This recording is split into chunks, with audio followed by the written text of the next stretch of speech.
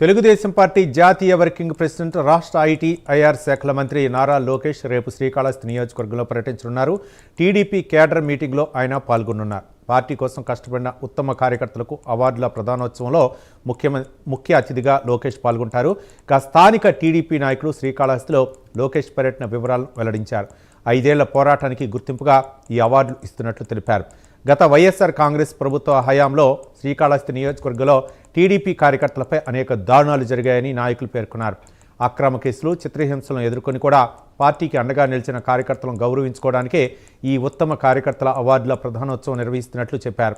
రేపటి సమావేశంలో నారా లోకేష్ ప్రతి కార్యకర్తను మమేకమై వారికి దిశానిర్దేశం చేస్తూ సందేశాన్ని ఇవ్వనున్నారు. రేపు మధ్యాహ్నం 3:30 మంత్రి నారా లోకేష్ రేణిగుంట విమానాశ్రయానికి చేరుకుంటారు. అక్కడ పార్టీ శ్రేణులు ఆయనకు ఘన స్వాగతం పలుకుతారు.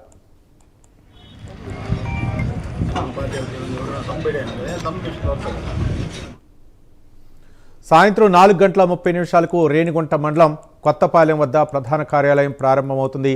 రాత్రి 8 గంటల వరకు ఈ కార్యక్రమం కొనసాగుతుంది. ఇందులో భాగంగా ప్రతి కార్యకర్తతో లోకేష్ వ్యక్తిగతంగా ఫోటోలు దిగే ఏర్పాట్లు చేశారు.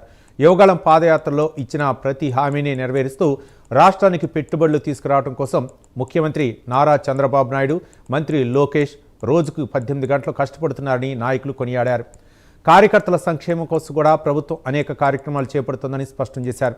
ఈ పర్యటన విజయవంతం చేయడానికి పార్లమెంటు పార్టీ అధ్యక్షురాలు పనబాక లక్ష్మి, స్థానిక శాసనసభ్యులు Sudhir Reddy, SAAP chairman Ravinaidu, media coordinator Sridhar మరియు ఇతర ముఖ్య నాయకులు పర్యవేక్షిస్తున్నారు. నియోజకవర్గంలోని టీడీపీ కార్యకర్తలు, నాయకులు అందరూ పెద్ద ఎత్తున తరలివచ్చి ఈ కార్యక్రమాన్ని జయప్రదం చేయాలని పిలుపునిచ్చారు.